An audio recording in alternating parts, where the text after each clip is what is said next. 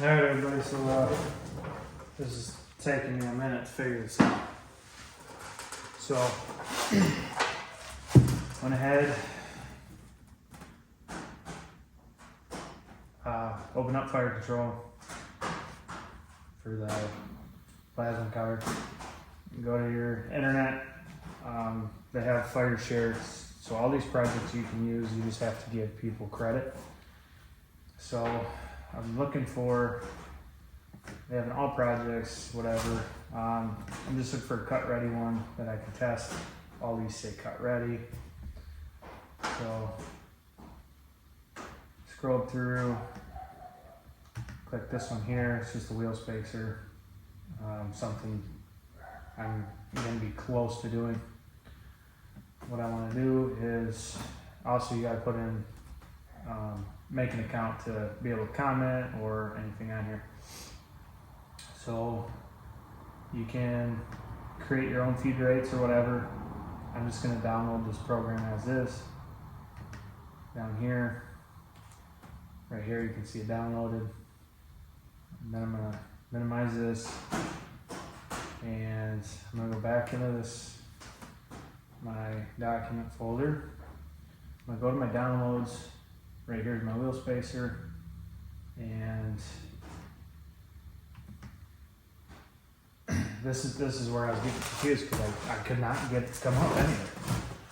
So right here, you click this, and it should show right there all your G-code files. You just click on it, boom, and it's on there. Well, mine wouldn't. So this is where it took me. So I had to go back in here. Right here's your wheel spacer. I right clicked, and there's an extract all. Push the extract all. It's going to ask you to extract. Boom, there it is. Okay. I can go ahead and I can cancel all these documents. Now when I come up here, I push that. Boom, it's right there. Go ahead, open it. Boom. So this one says you don't have any torch height controllers, proceed. So I moved my torch because with the, I could jog this with my keys. This is going to show my path where I'm at. This is the x-axis. Here's the y-axis, up and down. And then my torch height controller is all the way up. So I can go ahead and drop this down. So if I get too far, so I think I'm running about there. Actually, I'm not. Okay, that's maxed out. Okay, that's maxed out. We're way off the table. So I want to.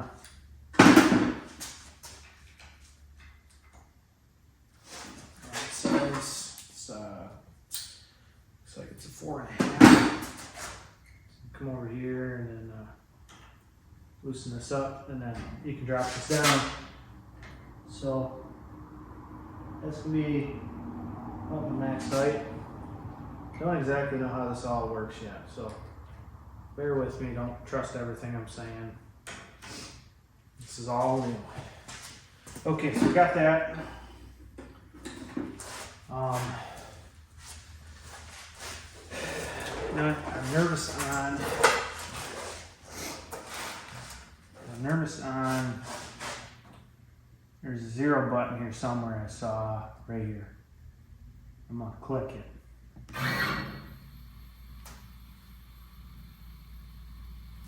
Okay, so that doesn't look like 0 to me. So that's what I like to do first.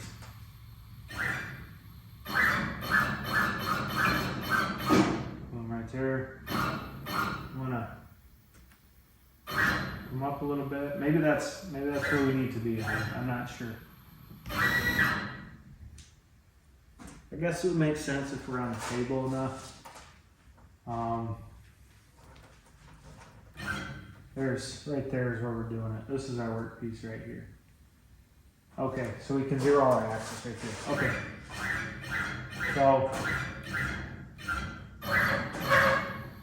I'd be more comfortable if I could zero it right here. Boom. So this is gonna be our starting point. So again, this is X, this is Y. So our point is where our plasma cutter is. We move this around here. So it's everything that's orange is what it's going to cut. So the blue lines is its path of travel. So you can see immediately it's going to go up to about roughly there, and it's gonna cut a hole so you don't interfere with the actual hole you want to cut, because otherwise you just have a big gouge in it. It's going to cut, and then it's probably going to stop, move down. Looks like maybe it's going to cut this circle, stop, come over, cut it, cut it, cut it, cut it, and then it looks like it's going to finish cutting this round circle. So when I had the Mach 1, which I should be able to just zero this to go back where it is. When I had the Mach 1 system for mine, I could not get that to zero where I wanted, and if I jogged it and then I clicked it back to home, it was off. So if I set it for an inch, it would go 1.25 inches, and then I'd set it for, I would make the offset, and then it would come back, it was 3/4 of an inch, and I could never get the damn thing where I needed it. So buying this unit as it is, you're that much closer to being precise. And this unit will never be precise. I'm not making fucking parts for airplanes or jets or any of that. I'm just looking for stuff that I can make for myself, maybe make for some other people, and possibly start a business building stuff off my truck and selling to others. That's what I'm looking for. And then I'm looking to make stuff I can build in the shop and sell, and or just keep the content going for YouTube and build something out of it. You know, even if my kid gets older and, you know, I started something, maybe they can continue on it, you know. That's all I'm looking to do. So enough of the blabbering away. It looks like we can jog some stuff around. Well, not jog stuff around. Right here, this was. So jog mode, continuous. If I hold the button, it's gonna go. Looks like I can set it for 1/16. So every time I bump it, it's only gonna move 1/16 of an inch. And I can slow that down to 10 inches per minute. So it slows it way down. I think 300 is about fine. I'm not sure. I did buy this from Austin, so he put out his video yesterday showing, he didn't show his new machine yet, but talking about it, he let everybody know that he sold me the machine and everything. I just didn't want to ruin it for him and ruin his chances of surprising his audience. So now that he's released it, I'm comfortable with Austin Anson, and that's Anson's Welding is his company, but his YouTube channel is Austin Anson. I'm gonna ask him later about just stuff he does with it. So it looks like we got that. Go ahead, we'll go back to zero.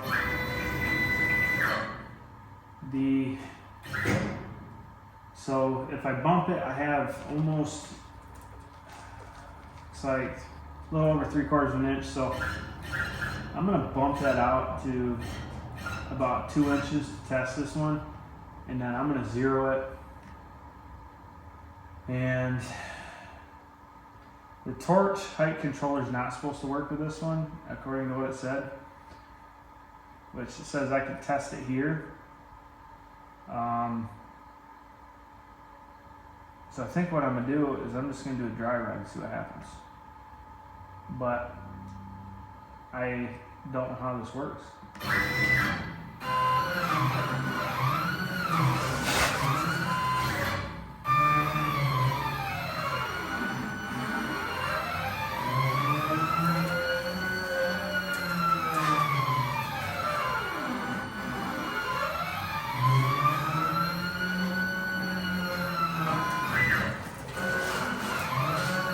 dovetails around because I thought it would do the center. Looks like it's doing the outside pieces first.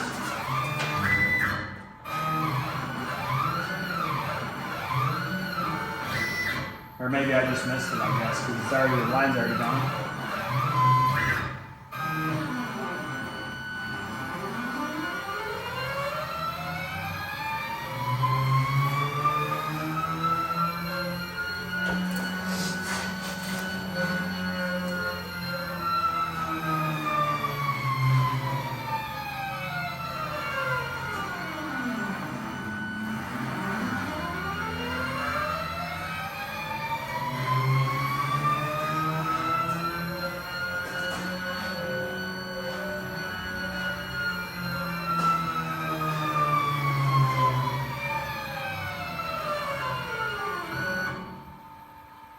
Okay, that was pretty simple. So if we go back to 0, here's your... All right guys, so just so you guys know, I'm running this off grid. Like it's running off my battery bank. Like right there's my batteries, there's my inverter, and then a custom junction box over there for 110, and then there's my extension cord. So I just want you guys to see this up close because it's hard to see what the machine does sometimes on these videos, and I want you to see what I'm looking at. So here's where we're starting. This is our 0 point. So we're at 0. Dry run is marked right here. Hopefully you guys can see that. If not, I guess we'll just zoom in a little bit, huh? Dry run is marked, so we're just gonna push start. So your crosshairs is your current position where your plasma cutter is. Your orange line is what it's cutting. And then when it fades out to gray, it means that line has been completed. Your blue line is your tool path.